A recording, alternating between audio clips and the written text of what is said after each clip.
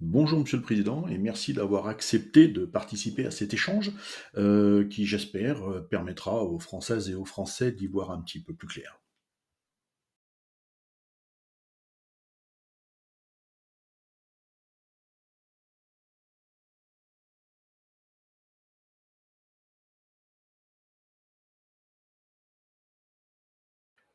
J'aurais aimé savoir si parmi les vidéos que vous avez regardées sur mes shorts ou les vidéos que j'ai postées sur YouTube, s'il y en a une en particulier qui vous ferait réagir, sur lequel vous seriez éventuellement d'accord ou pas du tout d'accord. Bref, dites-moi s'il y en a une qui vous a interloqué, si vous décidez de réagir dessus, ça serait laquelle? Effectivement, j'ai regardé sur YouTube vos shorts, vos vidéos. Et il y en a une qui m'a interloqué, c'est celle au sujet de la durée de calcul pour les cotisations retraite. Vous dites que vous aligneriez le public sur le privé. Ce n'est pas très équitable, je trouve. Oui, je comprends que ça puisse faire grincer quelques dents, notamment si vous travaillez dans la fonction publique, mais c'est un principe d'égalité. Je ne vois pas pourquoi on ferait des règles de calcul à deux vitesses, hein. Après tout, la devise de la République, c'est liberté, égalité, fraternité. C'est pas une question d'équité. L'équité va créer automatiquement de l'injustice et un sentiment d'injustice flagrant. Nous sommes tous égaux devant la loi.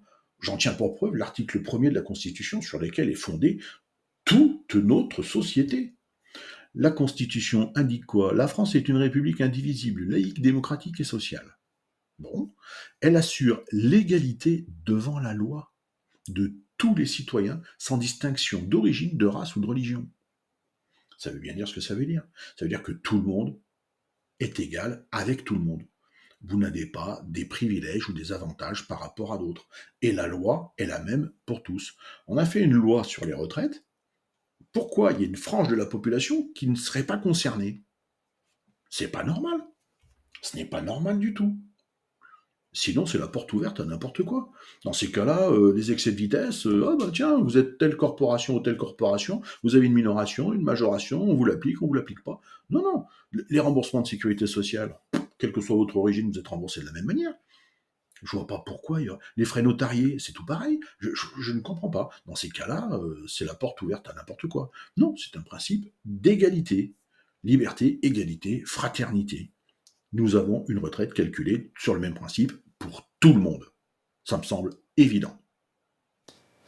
Nos fonctionnaires et employés des services publics font un travail remarquable, font un travail fantastique. Et je trouve que vous n'êtes pas très sympa avec eux. Alors attention, ne me faites pas dire ce que je n'ai pas dit. J'ai toujours indiqué que je défendais les services publics, que pour qu'un pays fonctionne correctement, il lui faut un service public performant. Et pour qu'il soit performant, ça passe par trois choses. Ça passe premièrement par une sécurité de l'emploi pour les gens qui y travaillent dedans. Comme ça, ils sont sereins, ils sont sûrs d'avoir un job demain, après-demain et le mois d'après. Une évolution salariale indicielle, donc par échelon, hein, d'année en année, ou un an, 2 ans, 3 ans, selon les grilles indicielles, il y a une évolution salariale, donc il y a une motivation salariale, c'est toujours bon. Et surtout, des moyens qu'on leur alloue pour qu'ils puissent fonctionner correctement. Si pour fonctionner, ils sont à courir chez les médecins, il y en a qui sont à courir après un stéthoscope, c'est quelque chose qui est complètement aberrant. Moi, je suis cardiaque, j'ai été opéré, hein, j'ai eu un quadruple pontage, j'ai été ouvert comme un poulet, hein, ils ont fait de la plomberie autour de mon cœur, donc je suis suivi régulièrement. On me pose un holster tous les 2-3 ans, et pour poser un holster, quand je vais dans mon hôpital local, je regarde, il y a toujours un tableau, c'est la liste des appareils, et en face, s'ils ont été révisés, s'il y a besoin de piles, et s'ils sont en panne. Vous regardez, vous dites, mais là, c'est tous les appareils qui sont en panne ou qui ont besoin de piles. Non, non, c'est tous les appareils que nous avons. Vous en avez quatre? Que quatre? Sur les quatre, il y en a un qui est en panne et il y en a deux qui ont besoin de piles. Une pile, ça coûte 3 balles. Eh ben, ils en sont à pleurer des piles pour faire fonctionner leur appareil. C'est aberrant.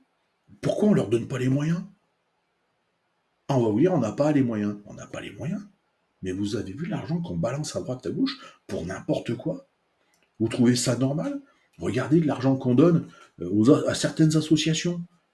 Ça me révulse. Moi, quand je vois balance des millions à des associations pour sans contrôle et on ne sait pas trop pourquoi, et qu'on laisse crever nos hôpitaux, parce que c'est littéralement ça. On laisse crever les petits hôpitaux de manière à ce qu'un jour ou l'autre on dise on ferme l'hôpital et hop, c'est le grand qui va s'en occuper. C'est pas normal. C'est pas normal. À votre avis, est-ce que vous trouvez ça normal? Il est vrai que la France, l'État français, finance bon nombre d'associations. Mais au regard du budget de l'État, cela ne représente pas grand-chose. Mais supprimer la subvention aux associations ou la baisser considérablement reviendrait à mettre au chômage beaucoup de personnes et reviendrait surtout à pénaliser des populations qui sont dans le besoin, des populations qui sont nécessiteuses. Vous ne pouvez pas faire ça. Pour quel motif vous pouvez le faire? Au principe que charité bien ordonnée commence par soi-même. Alors je sais, je vais me faire traiter de facho, hein, mais bon, je n'ai pas les convictions politiques de certains groupes d'extrême droite. Hein, donc même si vous me traitez de facho, c'est pas grave, il n'y a que la vérité qui fâche, donc je me sentirai pas du tout offusqué. Ça, c'est puisque c'est faux. Hein, voilà. Mais quand vous regardez, il y a eu plus d'1 milliard distribué quand même aux associations. Toutes les années, il y a 1 milliard qui part. C'est quand même important. Important. Euh, je suis désolé, le milliard, je ne sors pas de ma poche. Hein, donc je ne sais pas si c'est une paille. Quand vous avez un déficit de 50 milliards, il y en a un déjà, vous savez d'où il vient, hein, ce déficit-là. Ensuite, vous regardez, c'est simple, hein, vous tapez sur Internet, vous demandez, en fait, le fichier annexe jaune budgétaire détaillant les programmes 104 et 303, si ma mémoire est bonne. En fait, c'est la liste de toutes les associations, de tout ce qu'elles touchent. Ne vous laissez pas berner par les intitulés. Regardez bien les sommes versées en globalité aux associations et surtout le fondement. Pourquoi on verse de l'argent? Parce que c'est toujours au titre de. C'est pas à une association, c'est toujours au titre de. Si vous regardez, il y a plus de 550 millions qui sont donnés en gros toutes les années, c'est-à-dire un petit peu plus de 50% du total. En matière de subventions pour tout ce qui est politique d'intégration, politique d'asile et politique d'immigration. Alors je sais, maintenant c'est dit, hein, c'est bon, j'entends déjà, lui là c'est un facho. Si vous voulez, si ça vous fait plaisir. Mais c'est factuel. Moi je vous dis les faits. Les faits, c'est que vous avez une association qui s'appelle Coalia, qui a touché en 2022, puisque j'ai que les chiffres de 2022, qui a touché plus de 148 millions d'euros, bien sûr, sur ces 550. Vous avez France Terre d'Asile qui a touché plus de 65 millions. Vous avez France Horizon qui a touché un peu plus de 29 millions. Vous avez Groupe SOS Solidarité, 47 millions. Forum Réfugiés, 29 millions. Association Aurore, 24 millions. Voilà, ça commence à cuber. Ça commence à cuber. Donc, et quand vous regardez pourquoi c'est fait, vous dites, voilà, donc on préfère donner de l'argent à des étrangers et éventuellement dans des pays étrangers, parce qu'il y a des millions qui partent à l'étranger, alors que chez nous, on a des hôpitaux, il manque des piles. Il manque des piles. Une pile à 3 euros. Une petite pile 9 volts, 3 balles. Ils sont en train de faire la liste et de pleurer pour faire fonctionner les gens. C'est pour la santé des gens qui y vont. Donc on préfère, entre guillemets, mal soigner, voire faire littéralement mourir des gens dans nos hôpitaux, mais on préfère aider les autres. Moi je suis désolé, je préfère soigner ma femme, mes enfants et moi-même, mon voisin s'il est dans le besoin, plutôt que de financer des associations qui vont faire je sais pas quoi. Je sais pas quoi. Il n'y a pas de contrôle. Et si vous regardez, dans certaines associations, le train de vie de ces associations, les bâtiments qu'ils ont, les véhicules de fonction qu'ils ont, c'est fait avec notre pognon. C'est fait avec notre argent. Non, je dis stop. Moi, je dis stop, ça suffit. Et nos élus, ils sont dans la combine. Le problème, c'est ça. C'est que nos élus, ils sont dans la combine. C'est ça que je veux dénoncer. C'est pour ça que je dis qu'il faut donner un grand coup de pied dans la fourmilière. Je suis désolé. C'est pas normal. C'est pas normal. Je trouve que vous accordez peu de foi en nos élus, peu de foi en nos députés, en nos sénateurs, en nos ministres. Ce sont des gens qui ont fait le serment de servir l'État, de servir la France et les Français. Alors j'ai foi en nos institutions. Hein, j'ai foi en notre Sénat, en notre Assemblée, en nos ministres, en l'appareil d'État en général. Par contre, effectivement, je n'ai plus foi dans les députés, sénateurs, ministres que nous avons actuellement. C'est toute une génération c'est des professionnels de la politique.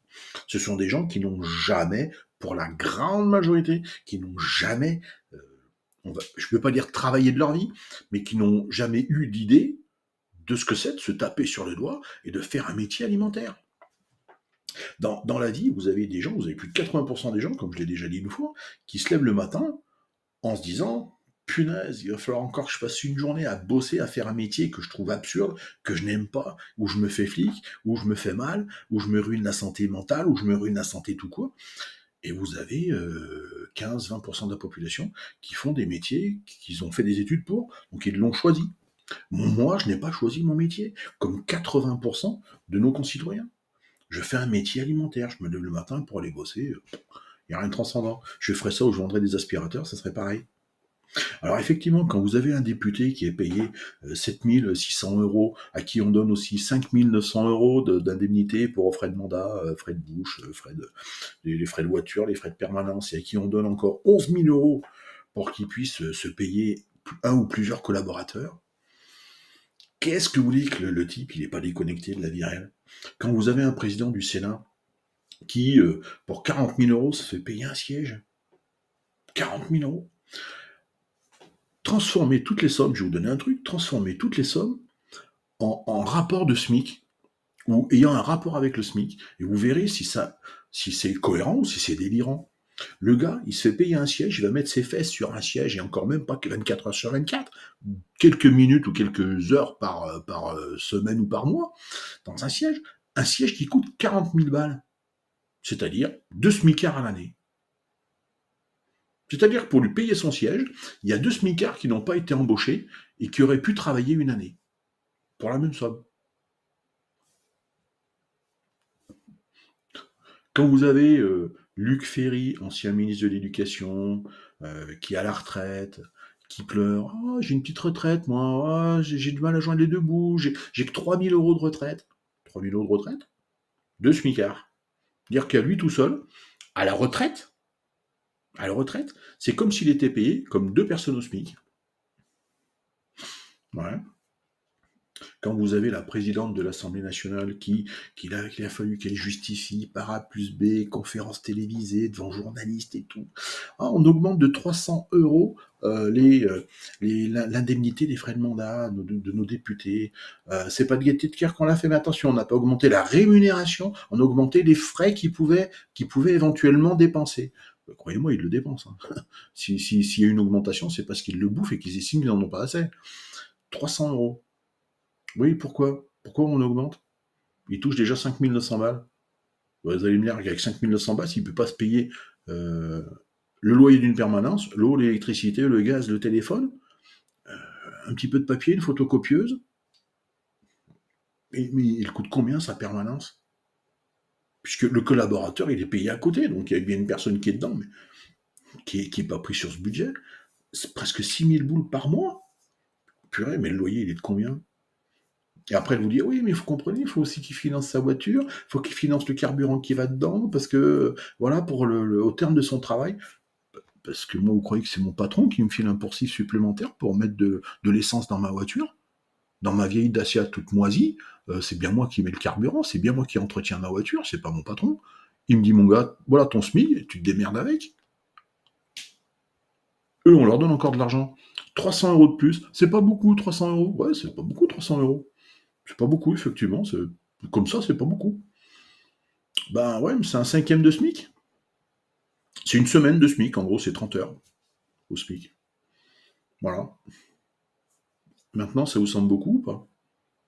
Sur 4 semaines, il y en a presque une qui part en fumée pour payer l'augmentation des députés, l'augmentation pour les frais qu'ils peuvent faire. C'est pas beaucoup. Oh ben non, c'est pas beaucoup. À la limite, le seul député qui m'impressionne et que je respecte pour ça, je sais pas s'il tiendra dans le temps, hein. Je ne partage pas ses convictions politiques, tout au moins pas toutes, hein, il a des idées qui sont pas trop mauvaises, il y en a d'autres que je n'accepterai pas, c'est François Ruffin. S'il fallait en citer qu'un, François Ruffin, il a décidé, pour son mandat, de garder l'équivalent du SMIC et de reverser tout le reste à des associations. Alors je sais qu'il reverse le reste à des associations, mais quand on fait rapidement le calcul un petit peu, on se rend compte qu'il garde un petit peu plus que le SMIC. Ah François. Hmm. Mais bon, parce que je pense que tu as compris qu'avec le SMIC, c'est chaud. Alors heureusement, je me fais pas de soucis pour lui, parce que comme c'est un ex-journaliste, il écrit des livres, il tourne des vidéos, des courts-métrages, des documentaires, donc il a d'autres sources de revenus qui lui permettent de pallier à ce manque-là. Mais je salue quand même le geste qu'il a fait, c'est très très très courageux. Pour ça que moi j'avais dit dans un de mes shorts que si j'étais président de la République, je mettrais les sénateurs, les députés, les ministres au pied du mur, je leur demanderais de baisser de 30% toutes les sommes qu'on leur verse, que ce soit l'indemnité parlementaire, l'avance frais de mandat, crédit pour collaborateurs, 30%. Et avec, ça permettrait de financer des infirmières, de financer des hôpitaux, de financer, bref, là où on a besoin de l'argent.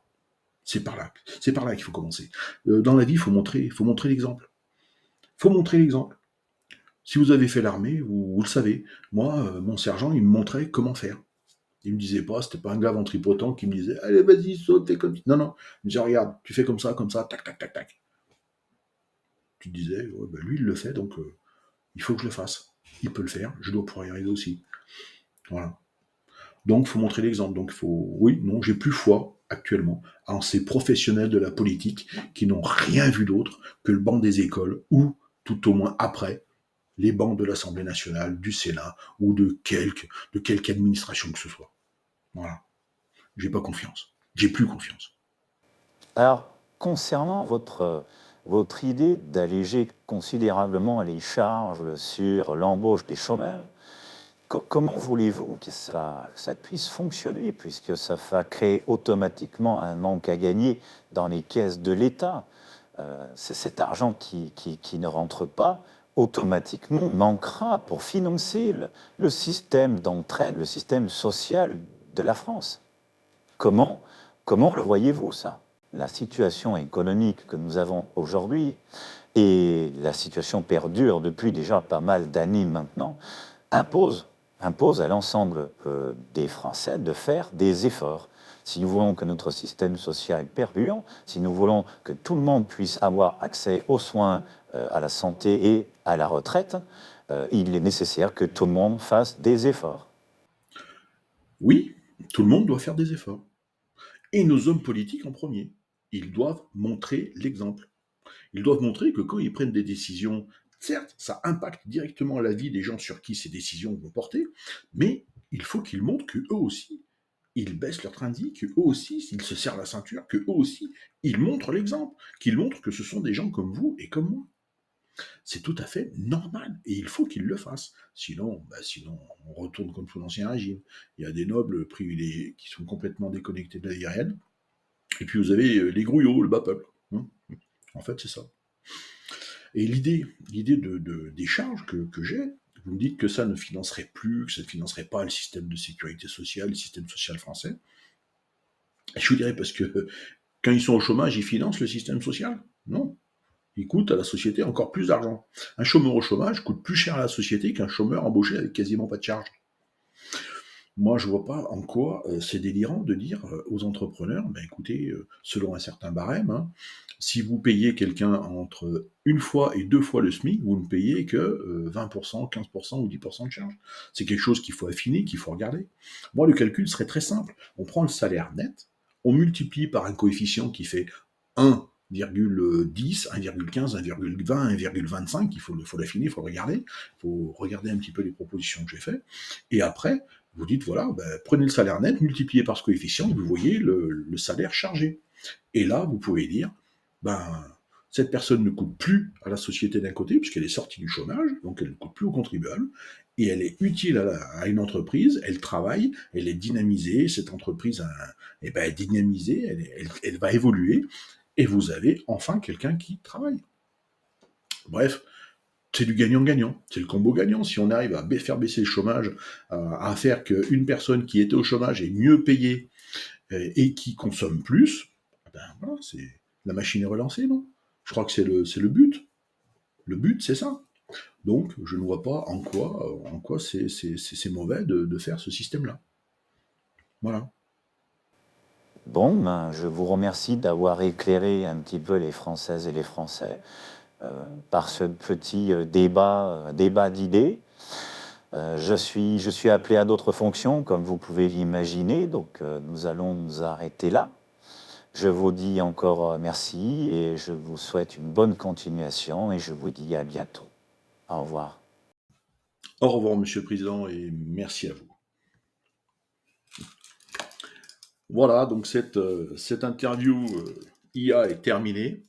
Donc j'espère que vous avez aimé. N'hésitez pas à lâcher un pouce ou à vous abonner, ça me fera plaisir. Et n'hésitez pas à laisser des commentaires. Je suis prêt à redébattre avec le président quand il veut. Voilà. Merci à vous et à très bientôt. Au revoir.